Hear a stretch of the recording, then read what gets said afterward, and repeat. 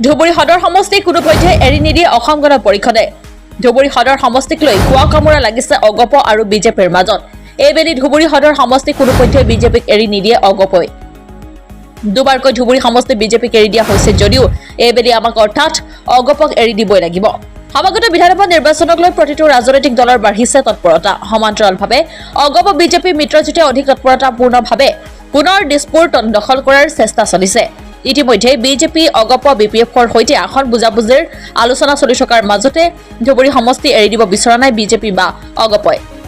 অগপৰ ধুবুৰী সমষ্টিৰ আশাবাদী প্ৰাৰ্থী মুন আহমেদ আৰু অগপৰ ভাষী সংখ্যালঘু পৰিষদৰ কেন্দ্ৰীয় সমিতিৰ সাংগঠনিক সম্পাদকৰ চিমুল চৰকাৰৰ মন্তব্য, বিগত 2 বছৰে বিজেপিক আমি ধুবুৰী সমষ্টি এৰি দিছো যদিও এইবেলি অগপক লাগিবই ধুবুৰী সমষ্টি।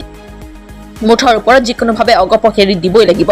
পিছে ধুবুৰী সমষ্টিত অগপনে বিজেপি অহা 17 তাৰিখেহে পিছে ধুবুৰী সমষ্টিত অগপ নে বিজেপি অহা 17 তাৰিখেহে চূড়ান্ত হ'ব।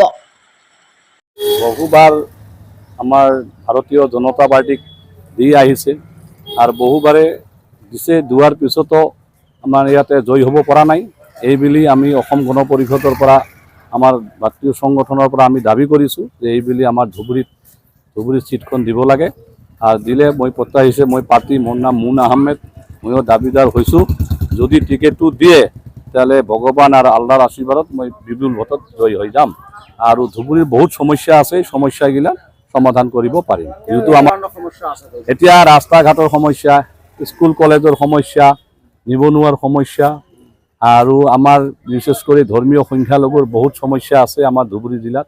এইখিনি সমষ্টিত এইখিনি সমাধান কৰাৰ কাৰণে মই আগবাঢ়ি আহিছোঁ। অসম গণ পৰিষদ ভাল কথা কৈছে, এইটো কথা মই বহুবাৰ চিন্তা কৰিছিলোঁ। আপোনালোকৰ মিডিয়াত কোৱাৰ কাৰণে মই খবৰ পোৱা নাই আৰু সময়ো পোৱা নাই। এইকাৰণে বিভিন্ন জেগাত মই মিটিং চিটিং কৰি আছিলোঁ আৰু কি কৰি আছিলোঁ। আৰু যিটো ড্ৰাগছৰ কথা কৈছে সেইটো ফাৰ্ষ্ট পদক্ষেপ মোৰ এইটো হ'ব যে ড্ৰাগছৰ বিষয়ে গভৰ্ণমেণ্টৰ লগত আলোচনা, এই যিখিনি কেনেকৈ বন্ধ কৰিব পৰা যায়, কেনেকৈ চিকিৎসা কৰিব পৰা যায়, সেইটোৱেই প্ৰথম ব্যৱস্থা হ'ব। খবৰীয়া অগপৰ পৰা খুব ভাল খবৰীয়া আৰু যদি অসম গণ পৰিষদ প্ৰাৰ্থিত্ব মিত্ৰজোঁটে অসম গণ পৰিষদ দিয়ে তাহলে ৰাইজে বহুত আগলি ল'ব আমাক। এইবেলি আমি বিজেপিক দিব বিচৰা নাই, যিহেতু বহু কেইবাৰ আমি বিজেপি দিছে আমি সহযোগ কৰিছিলোঁ। এইবেলি 2026ত আমি অনুৰোধ জনাইছোঁ আমাৰ কেন্দ্ৰীয় সমিতিক এই চিটটো যদি এইবাৰ আমাক দিয়ে। এইবেলি আমি 100% অসম গণ পৰিষদ টিকেট বিচাৰিছোঁ আৰু আমাৰ 5জন প্ৰাৰ্থী আমাৰ ইয়াতে অলৰেডি প্ৰত্যাশা প্ৰাৰ্থী আৰু মানে থিয় দিব আৰু তাৰমানে আমাৰ 5জন প্ৰাৰ্থীৰ মানে আমাৰ দীপৰায়ণ কলিতা আছে আৰু আমাৰ লগতে আমাৰ মুন আহমেদ আছে আৰু মিণ্টু আছে, কালিমুদ্দিন শেখ আৰু আমাৰ ছানোৱাৰ হোসেন আছে আৰু নুৰুল শিবলি আছে। এই 5জন প্ৰাৰ্থীক আমি এজিপিৰ পৰা আমাৰ প্ৰত্যাশিত, কিন্তু এজন প্ৰাৰ্থীক আমি ইয়াৰ পৰা এজিপিৰ পৰা এজন প্ৰাৰ্থী আমি ধুবুৰী সমষ্টিৰ পৰা দাঁড় কৰাম। এইটো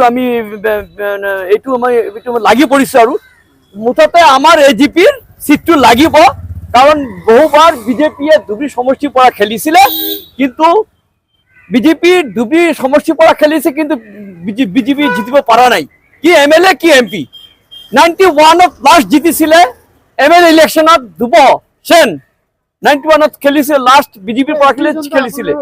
কিন্তু এতিয়া আমি কথা হ'ল কি যে আমি ধুবুৰী সমষ্টিত এতিয়া আমি অলৰেডি ৰেডি আৰু আমি খেলিম, 100% খেলিম। আৰু যদি আমাক হাইকমাণ্ডে টিকেট দিয়ে এজিপিক, তেনেহ'লে আমি ফাইট কৰিম আৰু নিশ্চয় আমাৰ লগতে AUDFৰ লগত আৰু অসম গণ পৰিষদৰ লগত ফাইট হ'ব।